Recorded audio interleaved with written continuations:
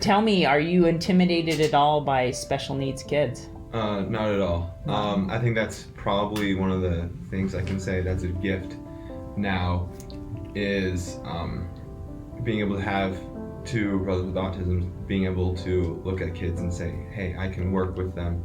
I don't know how they work because each child works differently, Yep. but I have a baseline with two amazing brothers to be able to work off of.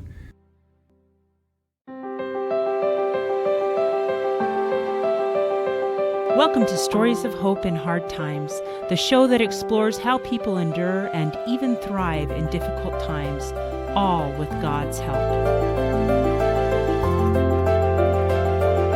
I'm your host, Tamara K. Anderson. Join me on a journey to find inspiring stories of hope and wisdom learned in life's hardest moments.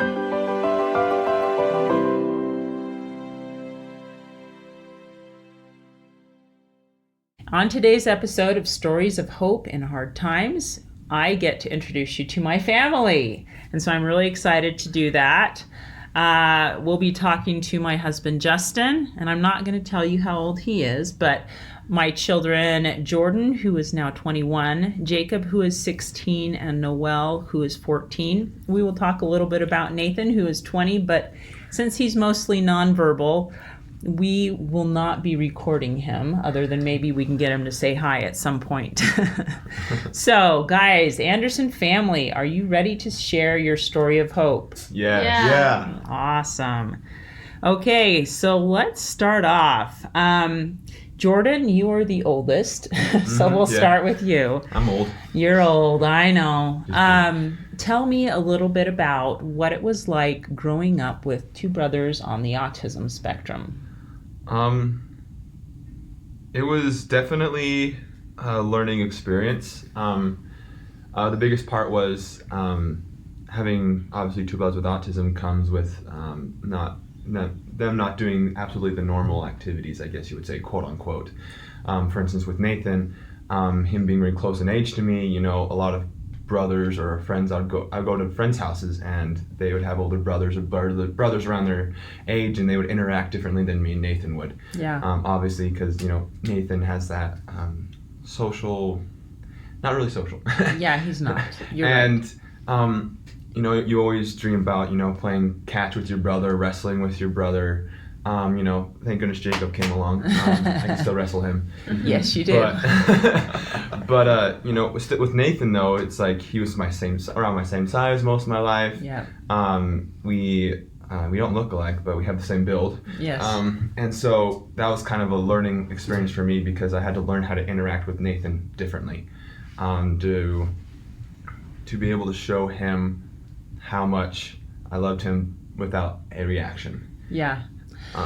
And you know what's interesting, Jordan? When you were little, it was really hard because you have always been kind of in your face, like, I want to interact with you, you're very social, and Nathan is not. That's true. But you know what's interesting about that is when you were little and you wanted to wrestle and tackle him, I felt like I was always playing referee. I'm like, Jordan, leave Nathan alone, you're hurting him.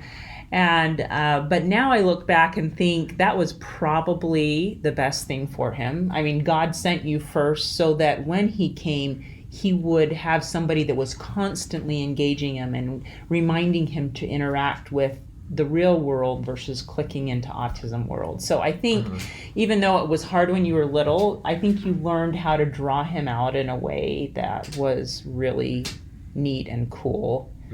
And now you're looking at studying elementary education, and tell me, are you intimidated at all by special needs kids? Not at all. I think that's probably one of the things I can say that's a gift now is being able to have two brothers with autism, being able to look at kids and say, hey, I can work with them.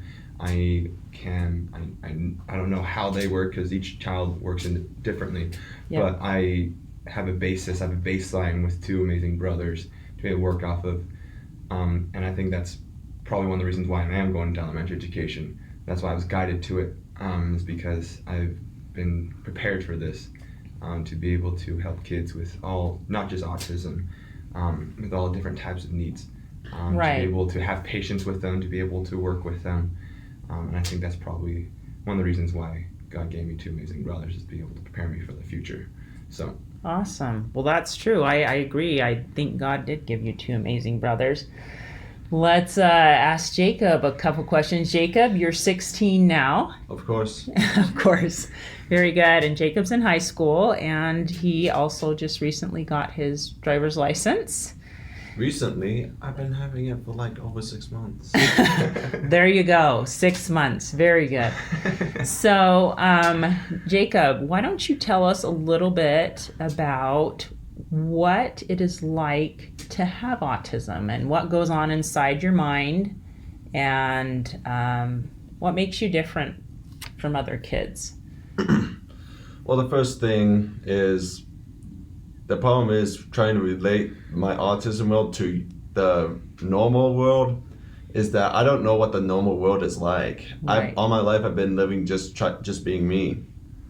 And if I want to see how you normal people act, you gotta see how I act in the first place, and then I'll get to see how you live, how you think, and all that stuff. And once I know that, I get to tell you how I'm different and all that stuff. But So you go to school full time, and you're fully integrated now into regular education classes, which it hasn't always been that way. You've kept progressing and growing. Tell me, I know that being 100% engaged in, I guess we'll call it normal world, you have a draw, something that pulls you into what we call autism world, or we call it imaginations in our home. You know, you kind of click into that world where it's you and what you're thinking. And tell me, what are some of the things you think about or that go through your mind when you're doing imaginations?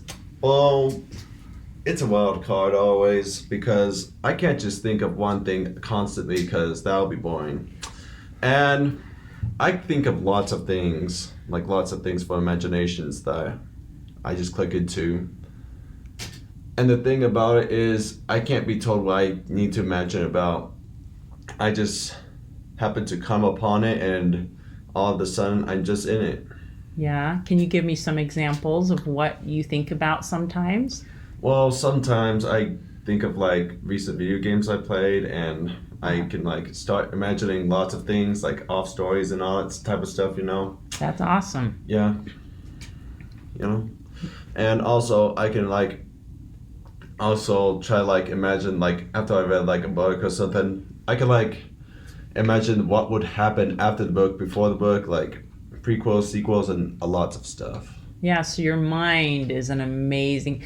That's what I like about having Jacob in our home, is he thinks outside the box. Like, he's not afraid to let his imagination go. And when he was little, he wrote these little stories, and he'd draw pictures for him, and we call them the Super Jacob Man's books. And you would illustrate them with your little stick figures, and you draw these amazing stories. And so they have these incredible imagination, and their mind just is amazing. So I just want to say, Jacob with his creativity is super cool. I actually, when I came home from college recently, I actually ran across your Super Jake comic books. I was just looking, I found them, and I was like looking through them, and I was like, this is like super creative. This is super cool. Like I'm a creative person too, and I like thinking outside the box, but Jacob takes it to a whole new level. Like he had like a couple, he didn't just write one book. It was a couple of it was comics. an entire series. And, and it was like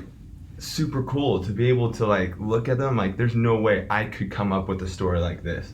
I remember when we were in Texas, we would sit down together, and you would tell me the stories, and then you and me would help create the character physically. Like I remember that, and that was such a cool memory. Like that was like one of my bonding moments with you. I remember, because you would tell me the story, and you would draw it, you would write it, and sometimes I'd tease you, but that's besides the point. Yeah. And I also remember another bonding moment, literally a bonding moment, wrestling with you. Yeah, a couple times. Yeah, that happens between brothers. But like I just remember like those experiences, thinking to myself, like I was a little jealous at the time, but now I'm like, that's my brother. Like that's super cool that you have that, and you can create those stories. and they're in your mind all the time. And I think that is absolutely amazing. Like putting that in perspective, like constantly coming up with new stories and prequels, they said, sequels to books you read or to games you play. Like that's insane. That is so cool. I just want to say that. So I think every child has a superpower. And one of Jacob's... Well, Jacob, why don't you tell us what some of your superpowers are with your autism? Some of my superpowers are I can easily learn, like, math, facts, you know. It always just came naturally to me. You know, just look at numbers and, yeah. Numbers and dates. You take Jacob to a cemetery and he gets all excited. I remember when he was little, he would go around and find the World War II headstones. And we used to also play a game with Jacob when he was little. We'd ask him, when was George Washington born? When did he die? And he would just tell us. And it was just crazy. He would just memorize all these random facts. And I'm like, okay, there you go. So that's one of Jacob's superpowers. So he does really well in his history classes because he memorizes the dates easier than most people. And music. Music is one of your superpowers. You love music and you memorize it. I remember watching him play the cello once. He also plays the piano. I remember watching him play, and he was not watching the director and he was not watching the music. He was just playing, and he had it all memorized, the entire song. And I sat there going, how does he do that? I don't know. So pretty amazing. These kids can have amazing talents and abilities. So, Noelle. I just have a comment on that. Sometimes I'll see Jacob like sit down on the piano, and he has like some of his this book of classics. Yeah, classical piano pieces. And sometimes he'll just like play through it a couple times, and then he'll have it completely memorized, and I'll be like, what? That takes me forever. You and I don't think that way. We wish we did, but we don't, unfortunately. So kids with autism and normal kids have their own superpowers. You just got to find them, right? Yeah, awesome. So, Noelle, why don't you tell me one of the cool things about having brothers with autism, and maybe one of the challenges about having brothers with autism? I think that it's like really cool to interact with Nathan, because he's just like kind of pure in his little way. He's not like super distracted by all the bad things of the world, I guess. And he has his things that make him happy. Like he loves. Why don't you tell us what Nathan loves? I remember one of the things he loves is when we drop pillows on him and then tickle him. Yep, he does love. He loves it. He's like a giant 2 or 3 year old kid, but he outweighs every single one of us, and he's taller than. Well, Jacob, you might have him by an inch now. I don't know. You're pretty close in height. So drop pillow. Yeah, we like drop pillow. Go ahead, make the sound. Nathan calls it Star Wars, and what the person does is you walk up and you go, and then you attack him with a little tickle, or you say it like a Darth Vader quote of some sort, and then you start tickling him, and he loves that, and he just starts laughing with this big gut laugh that is just so contagious. Yes, it is. And that's one of his favorite things, I feel like, is just the Star Wars. He always asks it usually when I'm around. He just says, like, Star Wars? So I just think that's one of the things that makes him happy. We're glad that Nathan's gotten to the point now where he can say a few little words for things he wants or doesn't want. And I mean, he lets you know if he doesn't want something, for sure. That's all done. All done, no. Go home. Yeah, so recently we went to watch Captain Marvel as a family, and to do that, it requires a little bit of trickiness. We always reserve the back row of the theater so that Nathan can bring his iPad and sit there happily, and the screen, we turn it all the way down and we sit him clear in the corner so the screen is not distracting to anybody at all, and then we watch a movie. But on the way to the theater, he was not happy, was he, guys? No way. So we tried to reason with him, like, hey, we're gonna go watch a movie and then we're gonna go home, and he was like, no, no movie, go home, and see, changing these kids' schedules can be very tricky. They don't like their schedules to be changed. Transitions are hard. So having a schedule written out is really important for them. And we've learned to do that. It just helps Nathan. If he sees it written down, it helps him transition into it better. So finally he was able to relate. We were able to get out of them. We're like, do you want to go to Walmart afterwards? And he decided he wanted to go to a local thrift store afterwards because he likes buying DVDs there. And so we finally were able to reason with him enough and say, first movie, and then we were going to go to the thrift store. We said the name of the thrift store, which was DI, or Deseret Industries. And so he agreed that was fine. And then he walked happily into the theater. But sometimes if they're not even that verbal, it's hard to understand what they want. And anyway, that's a little bit tricky. Jacob, you wanted to make a comment about transitions or schedules? And for me personally, I mean, sometimes I could just be like, okay, this is gonna happen at this time, then a surprise event will happen. It'll just bug me so much. But Yeah. I mean, I can just stand sometimes surprise events, but Yeah, don't spring surprise events on kids with autism, Yeah. even if they're high functioning on the spectrum. I'll give you an example of that. One time, I got tickets to the Lego movie when it came out, when my kids were at school, and I picked them all up from school, and I said, guess what, guys, we're going to the Lego movie. And Jacob started freaking out. He's like, this is not what we do after school. We go home, we get a snack, we do our homework. And I'm like, I know, but I have these tickets. And so I had to try to fight with him to not fight, but try to argue with him. Come on, we're just going to do it. We have the tickets. And you were not very happy about going to the Lego movie. You came, but, and then after the movie, I was like, so wasn't that great, guys? And he's like, yeah, but next time we have to follow the schedule. And I'm just like, this is life with kids with autism. Do you remember that, Jacob? Yeah. I think it's kind of funny too, just like bring off the stories. Like, I'm very spontaneous. Yes, me too. And like changes I'm usually super excited about. So having two brothers with autism is like, I guess, the counterbalance or the balance to everything. Yeah. Because like I want to do something, but then for instance, Jacob or Nathan can't or won't do it, and so it's just like it's a balance for me. But I just always thought that was really funny because for me, I can't think about staying to a certain schedule for such a long time. Yeah. I always have to change it up. That's just me. Yep. So like. And so you're going to have diversity in families. This is going to look different for every family. It's going to look different from different autistic kiddos. You know, it's just different from kid to kid. So that is awesome. So I've mentioned all of you in the Normal for Me book that's coming out. Yay. Yay. This podcast will actually launch the day after Normal for Me comes out. So technically speaking, it'll be live. So how do you guys feel about having our family's story shared with the world? I think it will bring light into a world that needs light. Yeah. Just for the autism spectrum with families. Yeah. It's starting to be brought up a little bit more, but I really feel like with you, Mom, bringing this out more, I think the world needs to be able to see it with the perspective of a family, with a mother who cares for her children, especially having another relationship with God. Yeah.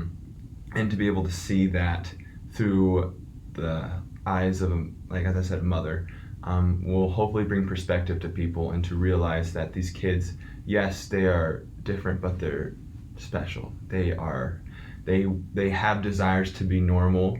They are phenomenal kids. As they said, they have superpowers. Mm-hmm. Like, they are still kids. They want to live life. They want to have fun. They have desires, as I can say, quote unquote, normal kids have. There's not really a normal kid. We're all different. Right. But they just want to have, as the song says, girls just want to have fun. You know? We all just want to have fun. And with this book and the podcast coming out, I think it's going to help people see that, and potentially start seeing these kids with their superpowers, see them as a blessing and not as different or as quote unquote special ed.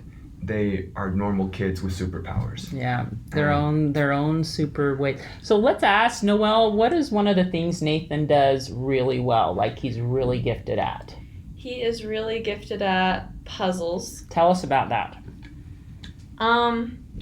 He is really good at them. Like, some people will do 500-piece puzzles in a day, or spread them across and like walk away and come back sometime later.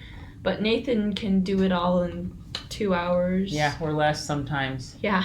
Yeah. This morning, I set up a puzzle for him. It was a 1,000-piece puzzle, and I'm sure he'll be done in like 3 hours or less. He's amazing. He sees things with his mind that we can't see. Jacob, what else are some of Nathan's superpowers? Word search, Yeah. that type of stuff. And sometimes on his iPad, he'll just like start like playing word search, and he like keeps on doing it. And he could like also with the word search book, he could just crank a whole thing out within a day. Oh, he can.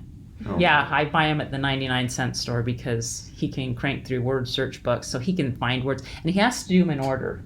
Yes, that's what I find funny. Is you can point out a word to him, he's like, no, and he keeps on looking for the one that's alphabetical order. I think that's so I funny. know. So whatever order those words are listed in, he has to do them in that order. It's so funny. They're very methodical, and so we set up those types of things. He's pretty cute that way. It's funny. Sometimes you can see like you're watching him do it, and you can see he automatically circles a word because he's seen it before, but he has to do it in order. Yes, he does. It's cute.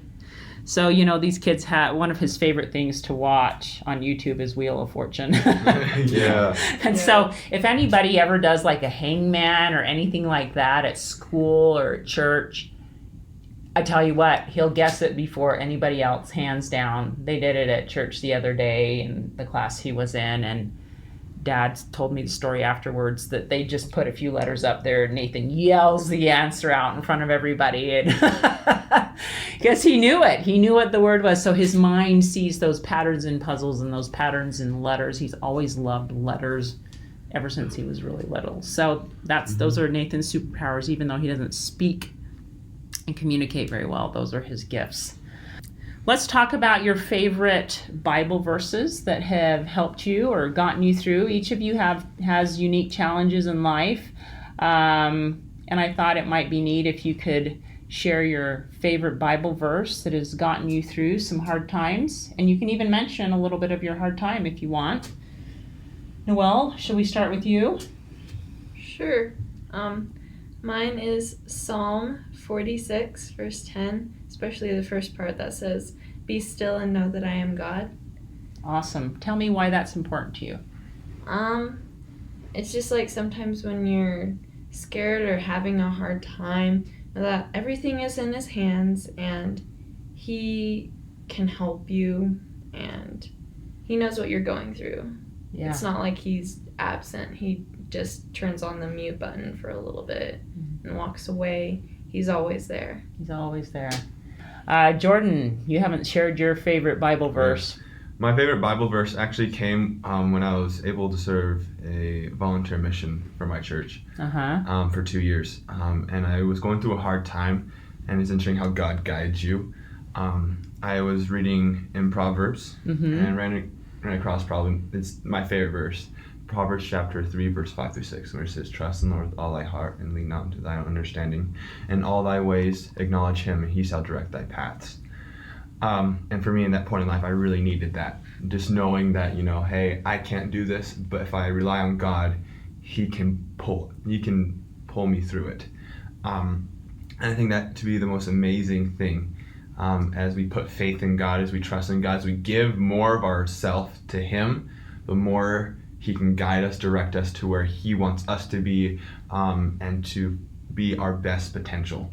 And I have that scripture on my phone, like my lock screen is literally that, and I read it every single day. That's awesome. Because I always have to remind myself, like, I need to give myself up. Yeah. And as I've done that, I've seen I've seen so many blessings. On my mission, I was able to talk to a lot of amazing people. But now I'm like, in college, I remember, I have this assignment, or I can do this with this essay, be a little bit more creative, or hey, I need to talk to my professor, I need to talk to my advisor, I need to do this. Like, stuff pops up in my head that I need to do that I forgot about. And once I start relying on God, it is truly amazing to give yourself to God and see what happens. Yeah, because He can inspire us to live life, and when we don't have enough time in our day to be able to fit several things in maybe all at once. Mm-hmm. I've seen that happen in my own life. There's one thing, how I relate it is, people sometimes think of God as like a puppeteer, how He tries to control us, but literally I think of ourselves as like a Pinocchio. We are controlling ourselves, mm-hmm. but we have to sometimes let go, be ourselves, and let God control us because we don't know how. Yeah. That's kind of a weird reference, but that's what I've always imagined it as, is we imagine Him trying to control us, restrict us. You can only do this, and this move. No, we are restricting God from moving us. We're fighting against His patterns, His ways of helping us. We're fighting against it because we believe it's not comfortable, or we don't want to leave our comfort zone. It is truly amazing to see how stubborn we are. Well, and you know what? At different points in our life, we learn different lessons. And I know this is one of the things I talk a lot about in the Normal for Me book. You know, I'd been to church for, 2 decades and a half when I had both you and Nathan, and I still, when Nathan was diagnosed, it just about crushed me. And I had to learn that these life detours that our life takes, when life changes patterns or we're not expecting, it's hard to let go and let God. It's hard to say, okay, I'm going to trust you when we really don't want to walk down that path. And I remember going through this, especially when the kids, you guys were young and more challenging. I remember learning and coining the phrase, which I also wrote in the Normal for Me book, 2 people can do anything if one of them is God. And so as we kind of, trust in God and yoke ourselves to Him, we can do just about anything. So it's awesome. Well, thank you for sharing that. Very good. Jacob, do you have a Bible verse or a Bible story that has become your favorite? I mean, one of my favorite Bible verses is actually Matthew chapter 5, verses 14 through 16. Ye are the light of the world. A city that is set on a hill cannot be hid.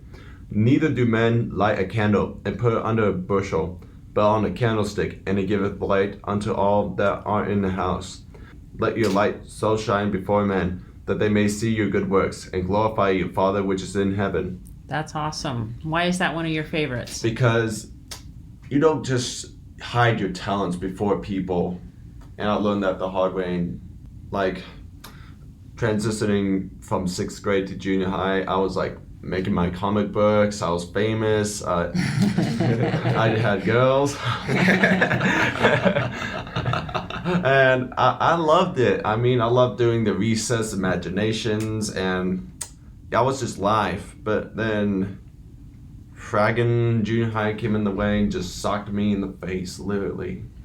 Yeah, junior high, I think I've heard it called the armpit of life. I agree with that one. Yeah. Me too. So I think kids are generally have a harder time in junior high, and you had a harder time in junior high, didn't you? Yes, I was just being me, being the best kind me possible. The best you possible. And then everyone else was being a bunch of turtwads. And then I just couldn't trust anyone because they grown up. They don't like those comic books anymore. I think those aren't as cool. And yeah, it's just boring. It's hard. One of the things that kiddos on the autism spectrum often struggle with is social interactions. Of course. Yeah, and so that's one of the things that the older Jacob got, the harder that got. It was never really an issue for Nathan because he doesn't really care if he interacts with anybody or not. He doesn't really care if he has friends or not. Yeah. It's just, it doesn't matter. As long as he sticks to his schedule, he's happy, he's content. And so our biggest challenge is just keeping him on a schedule, whether we're on vacation or not. But with Jacob, who is higher functioning, I would say it's been more challenging during your teenage years because it's harder to interact, to know what to say. Yeah. Is that true, Jacob? Yeah, of course, that is true. Sometimes in a conversation, I try and like think of things or words to say, but they can't just appear in my mind. I just can't say them. I mean, I try to think hard, try to be nice to friends, but the thing is, I can't do short conversations sometimes very well because I can't just think of the words that I want to say, or, yeah. Yeah. It's tricky, isn't it? Mm-hmm. Yeah. What advice, Jacob, would you give to maybe the parents of teenagers or other teenagers who see kids with autism in their school? Should they be scared to approach you? What advice would you give to them? Be patient. Be patient. Be patient with all of them because, and the reason that you have to be patient is because they just need lots of love, and they need someone that cares for them and really knows what they're going through, helping them out through their days. And I'm saying that there are some days where some friends helped me out in my days. Just saying hi and being a friend. Yeah. So the advice you would give is be a friend. Yes, be a friend. Even if that person is a little socially awkward, still be their friend and be kind. Yeah? Is that what you would say? Of course. Everybody needs to feel like they're loved. Yes. And I think that's important And no also matter what. for the parents, I got one advice for y'all. Tell us, Jacob. Another thing about kids with autism spectrum is they tell it like it is. There's not much filtering that goes on. If you were to ask them, do I look fat in this dress? They would probably just say yes. Right, Jay? I mean, Jacob is extremely honest. And so if you ask him something, he's going to tell you exactly what he thinks. Sometimes. Sometimes. Jacob's probably learned to filter a little better than most, but sometimes he'll still say things that make me laugh. Yeah. And so what's your advice for parents, Jacob? just help them out. Just like help them practice some social situations, like getting phone numbers, like Yep. asking a new friend, like how do you want to hang out and how to text properly.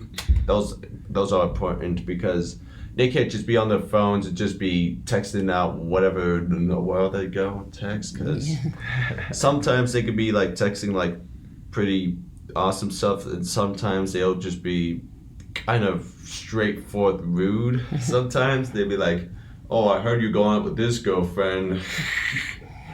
And they could just don't know how to filter that out as well as normal kids would. So I think some practicing with social situations and patience are also the key factors to helping a kid get through these teenage years. Yeah, practicing social situations that come normally to other people, but to kids on the spectrum, they are more challenging, and they usually have social skills classes at school or in therapy, or you can practice at home. So also, that's some really good advice. Go ahead, Jacob. Also, the kids with Asperger's, that also can apply to them because they aren't as affected as some of the autistics, like the lower scale kids, but they still are sometimes not the best socially, and they just, the situations can just help them out.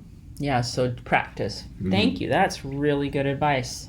Oh, Noelle has a comment, and then we'll go to Jordan. Also, just be nice to the kids. Try not to be super sarcastic, because a lot of the time they don't see the sarcasm in it. They That take is it true. as it is. that is really true. They're very literal. I imagine them sometimes as Drax off of Guardians of the Galaxy. Oh. Like sarcasm is like over their heads. That is a really good comparison. A lot of kids, yeah, I remember Jacob, I think it was in 4th grade that they were learning what different things we say mean, like it's raining cats and dogs. Mm-hmm. And we had to actually stop and teach you what all of those phrases meant, because they didn't come as naturally to you as most kids. That I just remember thinking, this is tricky, you know? I'm naturally very sarcastic, so like sometimes I tease my brother just by saying, like, just being sarcastic, and sometimes I remember when you were young, that's what I did all the time to tease you. I admit my faults there, but yeah, kids interacting, that's awesome. Thanks for bringing that up, Noelle. That's awesome. Are there any other tips or thoughts you guys would like to share before we close? I like to say one thing. Yep, go for it. I said this before in the podcast, and Jacob brought it up, Jacob said this before in the podcast, and I've referenced it too, is be patient with these kids. As I said, they're not kids with autism, they're kids with superpowers. Mm-hmm.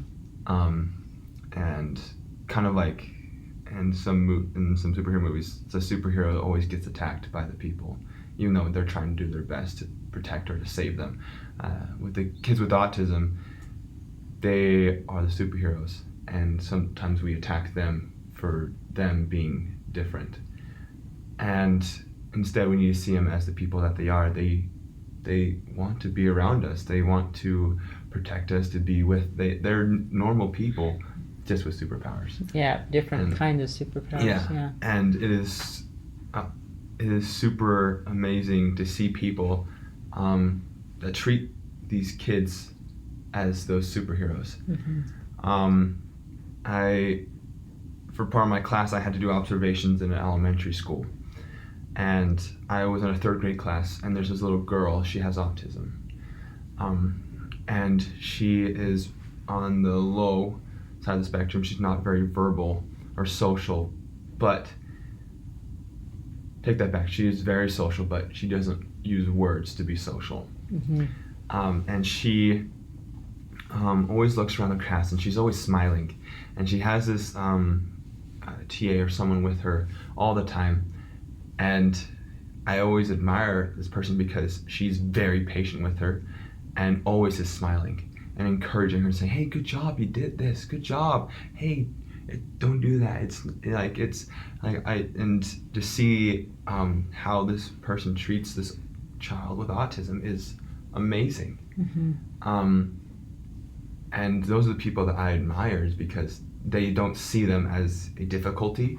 They see them with potential. I asked her, I'm like, hey, what got you? Because she's actually trying to graduate with a special education. And I said, what guided you to do this? And she told me, it's like, I see potential in all these kids. I don't see them as a restriction or anything like that. I see them having potential and changing the world. Mm-hmm. And those are the people that I admire the most, is people that see that light in the child's eyes. Mm-hmm. No matter if they have autism or Asperger's or any type of learning disability or any disability at all, or just any challenges, to see potential in any kid's eyes is truly admiring. And so I just wish that people had that, to be able to take a step back and say, hey, yes, right now they're socially different, or they're a little different this way, or a little different this way. Or they're hard. They're hard to understand, but I want to find out their superpower. Mm-hmm. I want to see what they can do. Their potential. Yeah. That's awesome. Sometimes you have to work with them. For me, I've been blessed to be able to live with them my whole entire life. Having the 2 best brothers in the whole entire world has helped me to see that light. Mm-hmm. And I honestly believe without a doubt that if we give these kids chances to change the world, they will. That's awesome. And often that change is in our world. We're the ones that are changed. I've noticed, as I've been blessed to work with many people who've interacted with my children over the years, that there are people who are just born with gifts working with special needs kids, and others of us have to learn them, like me.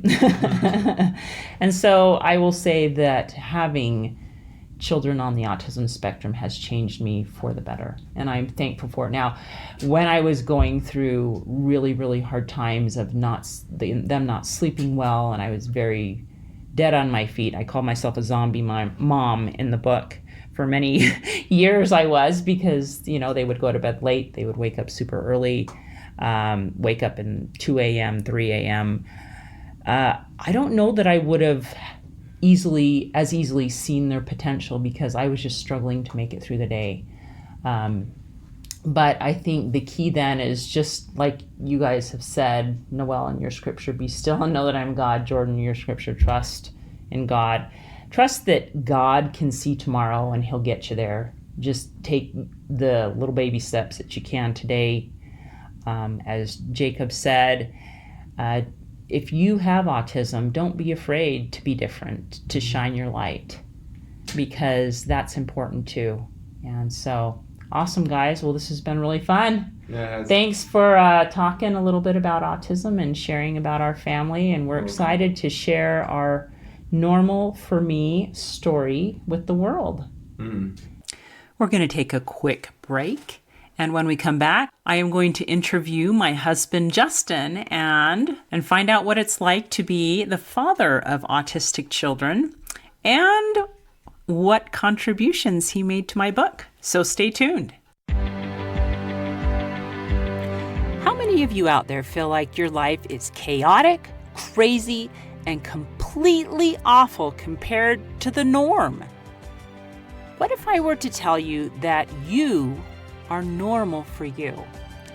I am so excited to announce that my book, Normal for Me by Tamara K. Anderson, will be released April of 2019 to celebrate Autism Awareness Month. This book took me 10 years to write, and I share 20 years worth of lessons learned in my life detours, including being in a car accident and having 2 of my children diagnosed on the autism spectrum. In this book, I share the secrets of how I made it from despair to peace with God's help. I invite you to check out my website, tamarakanderson.com, and sign up for my twice-a-month newsletter. Doing this was going to give you the inside scoop on how you can get a free electronic copy of my book during the month of April. So sign up today and hope on. All right, let's ask Justin some questions. So Justin and I have been married for 22, almost 23 years. Wow. That's crazy, huh? It's awesome. So we love each other, and we put up with each other a lot too, That's what love is. Right?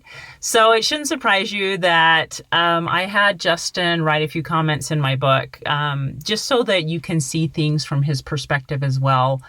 We often get a lot of women who talk about their kids with autism, and not as many men. And so I thought it would be fun to bring my husband into the conversation, not only in the book Normal for Me, but also to this conversation as we're podcasting about the book and about raising children with autism, because I really consider Justin and I a good partnership. So I guess, what advice would you give to moms and dads who have children with autism? Justin? Well, I think that you should know that you're in for a different kind of life than maybe you've planned and expected.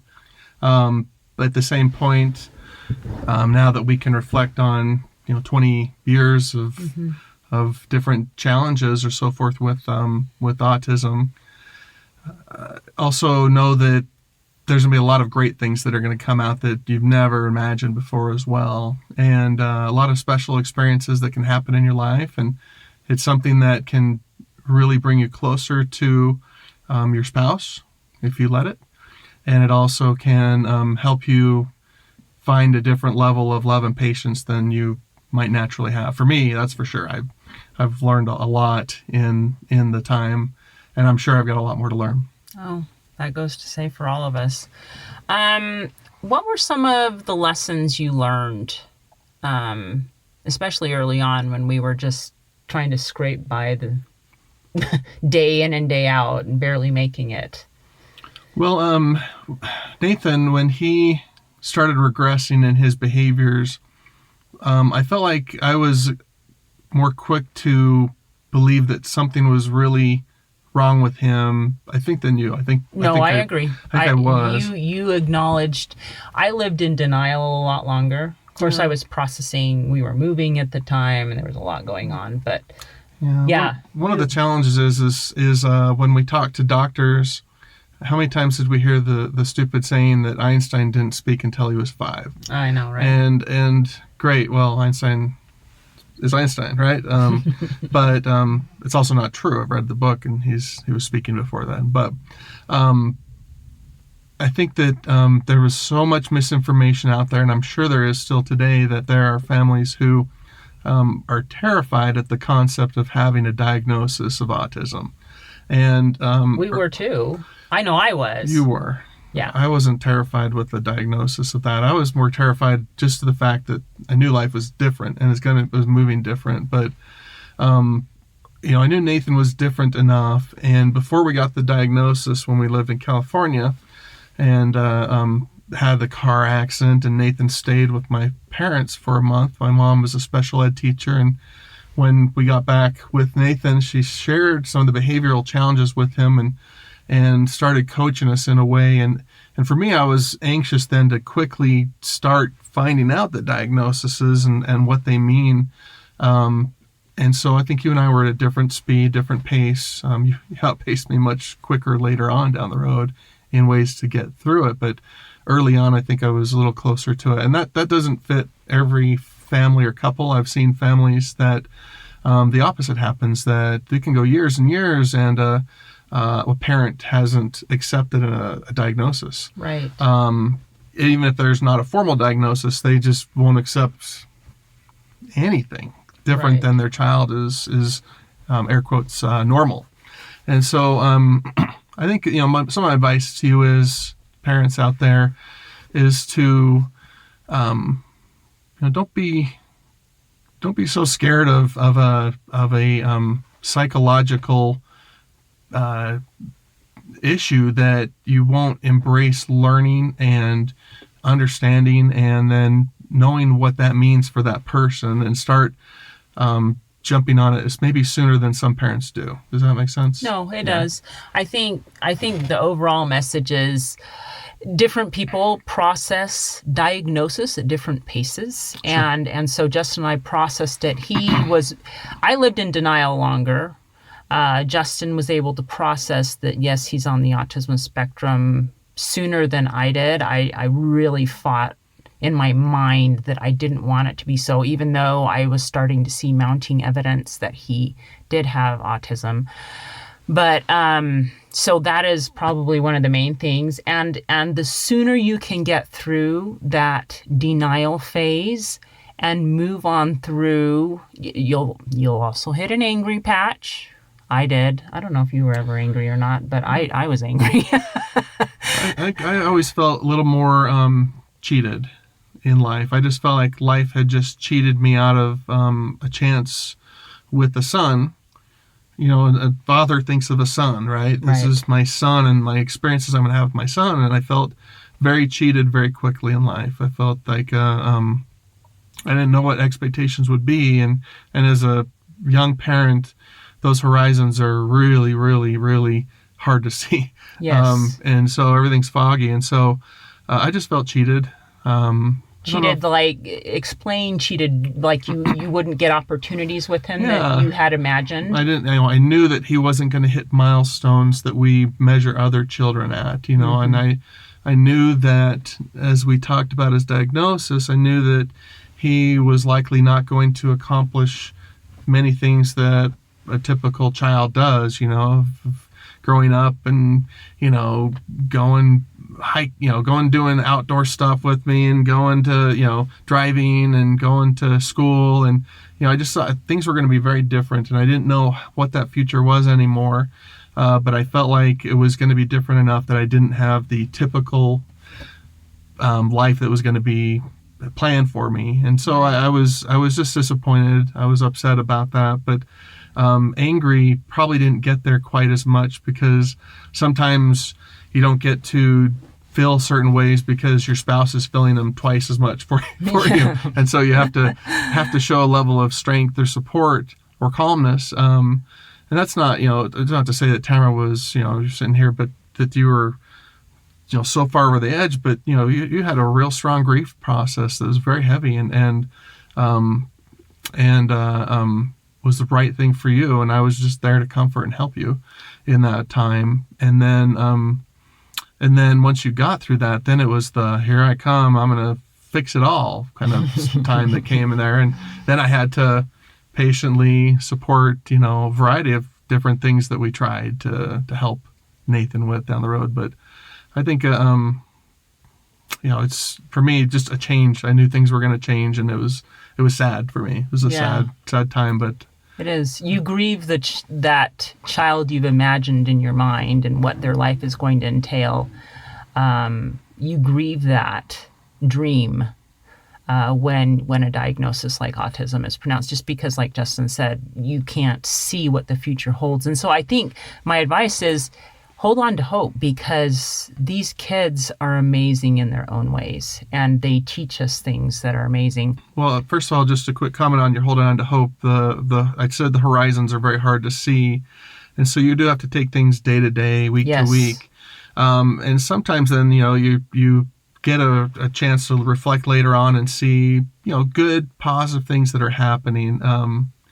And so, having hope is so important, because there's so many good things that can happen. So, Justin, what are some of the things that our kiddos on the spectrum have taught you? So,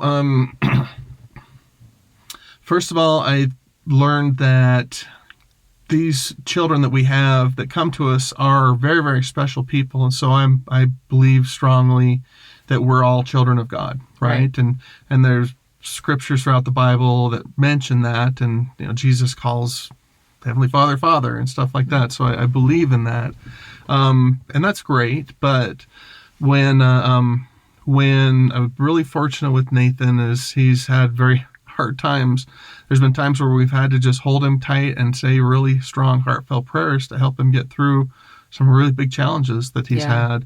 And when we've had those times, I've been able to be with him, and have special prayers, and have Heavenly Father open my mind in a way that I've never had happen with any other child or any person I've been around, to where I could see for just a brief moment what a special person Nathan really is, and that he's here on this earth with these disabilities that are holding back his mind and his emotions and all those things. And yet I could see who he really was, and it was shocking to me what a powerful person he really is, and what a big, strong, manly, faithful spirit is inside his body that can't get out right now, but is there forever. And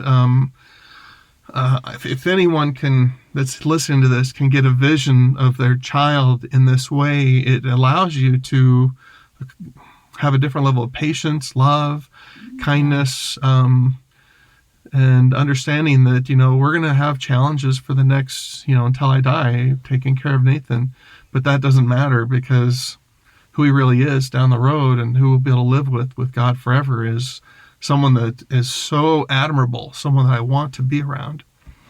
So that's one thing I think that's been the most helpful for me, is to gain a vision of who this person really is, that they're not the disabilities and challenges that they are, which is true for anyone listening that has challenges and disabilities, or just like me, that has quirks or anything like that. We all come in with different things that we have to work through, but who we really are down the road is something that's amazing, and that's been a blessing to me. So Heavenly Father really perhaps allowed you to see things from his perspective for a moment. Is that probably the best way to describe it? That's who Nathan really is, and he just gave you a glimpse of that, and it was enough to help move you forward. Yeah, I wouldn't maybe be as bold as to say that I saw it from Heavenly Father's viewpoint completely, because I don't think I have the capacity to do that. No, I don't think any of us do. So I think that I got to see him as who he really is from an eternal perspective, and could that be a little bit of how God sees him? Absolutely. It's a tiny bit. God sees him perfectly and knows who he is, but it was enough for me, and I've had the experiences since then. It's been repeatable to see time and again who he really is, and it gives me so much power and hope and strength, and it's an incredible gift from God. If you can pray for that gift and get that gift, it's been for me the biggest learning I've ever had. Yeah. No, and I've actually felt that at certain times. I remember, especially late at night or early in the morning when we were up with him when he wasn't sleeping well. Sometimes those prayers, heaven is close, when you are on your knees and in a really hard spot. So another thing that I think we learned is that Tamara and I, we both approach things differently, and Tamara is one that has been willing to really try some things that are, you could even say, semi-aggressive, changing of diets or stuff like that. And for me, the patience and the support that Tamara needed to get through those things I think it was helpful for her. Not that I embraced completely her, your ideas or methods or stuff like that, but it was more of a let's see if this does work, and I'll help and support Tamara. And so a willingness to help and support your partner's efforts is really important, and the patience that comes with that too is that we went months and months where we couldn't take him to McDonald's for fries, and that kid probably that's all he would eat for some time of his life, right? And so it was hard. But we tried different things, and we ruled out a whole lot of things that just didn't scientifically matter in the end. But at the same point, we also found super important things that really did matter with key people that were put in front of us, and if we weren't willing to try a variety of things, we wouldn't have maybe reached all those people. So that's true. Just be patient and support each other, and as long as there's not harm being put in, or things that can go too far, and you've heard them occasionally, but that doesn't happen for the most part. It never came close on ours at all. But we wanted to try different things and be patient with each other. Yeah, I think that's important. So, what advice would you specifically give for dads? We're both on several autism Facebook groups. And I will tell you, the majority of people on those groups are women, and there isn't always a supportive spouse in the situation. What advice would you give to dads who so often struggle with having kids with disabilities? If you're a dad that's listening to this and that you're asking yourself the same questions, what can I do to help? Then you're already in a different space. And I want to just encourage you to keep on trying, keep moving forward, that the work ahead is super important and needs a father's strength and support to accomplish it. If you're a dad who's hearing this right now because your spouse is shoving the phone in your ear saying you need to listen to this or something like that, then I would encourage you to do a few things. One is that please don't consider the work that needs to take place as something that one person can do. It can be, and I know there's some really powerful single parents out there that are doing this, and I have a sister who's taking care of special needs kids who's doing this primarily on her own, and it's the power of that person is just amazing. But if you're in that space where you're in a partnership, a marriage, and you're not pulling your own weight, dads, it's time for you to step up and be a man. And being a man means talking, it means listening, and it means offering support and help and doing things with this child different than you expected, but being willing to, sit down and do a puzzle with them or read a book to them or something that connects to them personally versus what you thought your life would be, throwing a baseball or going fishing or something like that. And so dads out there that are being reluctant and having this phone held to them, please, please, please help your spouse. Please know that it's too hard for them not to have that help. They need someone to talk to.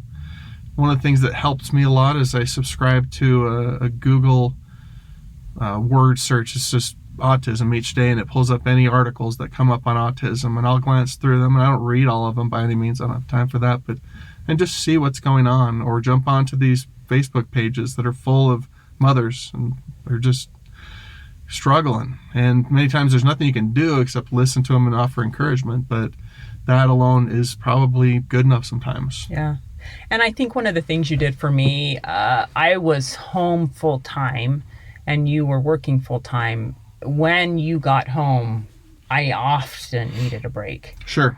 What can I do? And she'd say, hey, do this today, and whatever it was, if it was take this kid or change these diapers or go do the dishes, you just shut up and do it. And I often needed to just get away for a few minutes. I think when you are a caretaker full time, it's important to realize you need breaks. You can't do it alone. And if you do not have a supportive spouse to help you, there are respite agencies out there that are often funded by the government, at least in the United States, where you can get respite help.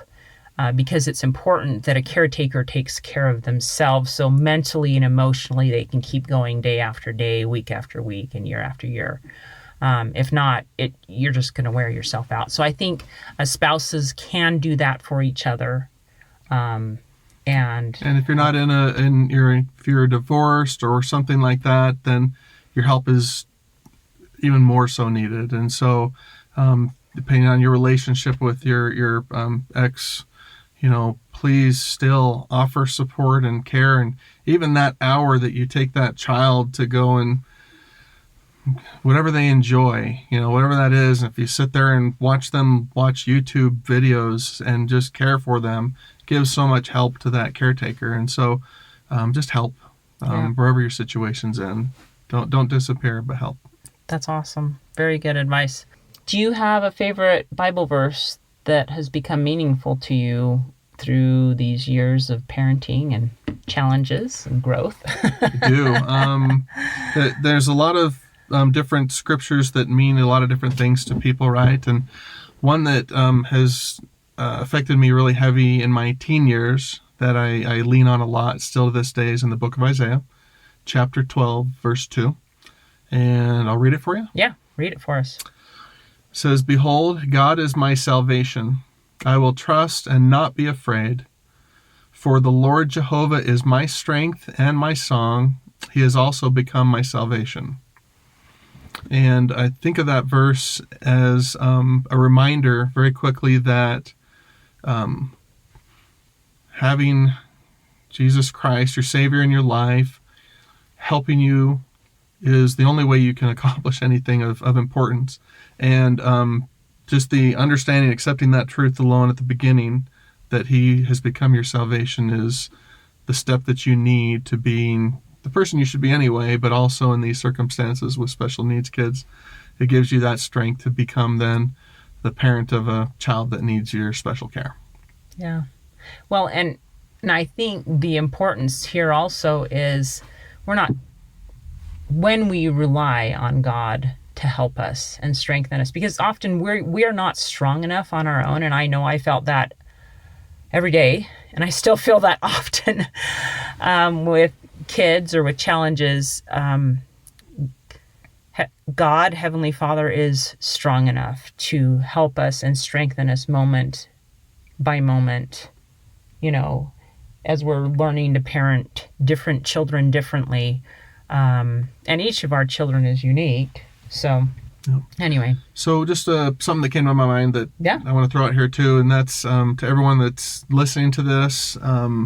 I just wanted to give my love to my wife, who's done so much here to share these things. And, we're sharing with hundreds and then thousands and so forth. And the reason that she's doing it is she's felt impressed to do that from God, not for any other reason. And so I'm really proud of her for her hard work in this. And with that, I want to do a quick plug for the book she's written, because it took a long time and a lot of rewrites. And then she invited me to jump in and share some things, and that's always scary because my memory is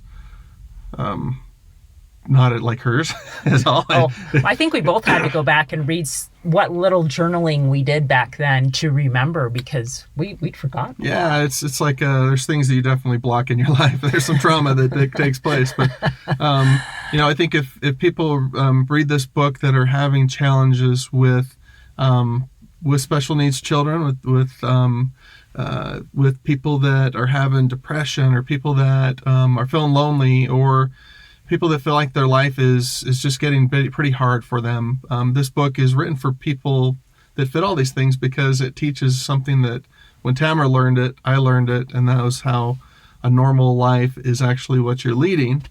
And then you have God to help you with that normalness it's who you are now, and it's what you've got with you. And accepting and understanding that then allows you to move forward and make a beautiful life out of the normal life that you have given to you. So I've got, special needs kids now who will be needing my help the rest of my life, and that's my normal life. And if I hated that, or still felt spite or envy, or just madness, then it would completely change who I've been able to become in the last 20 years. And so if you're struggling, please read this book. If you know someone that is, please share it with them. The purpose of this is to help other people, and I think Tamara's done a great job with that. Oh, well, thank you. I was not expecting that. So there you go.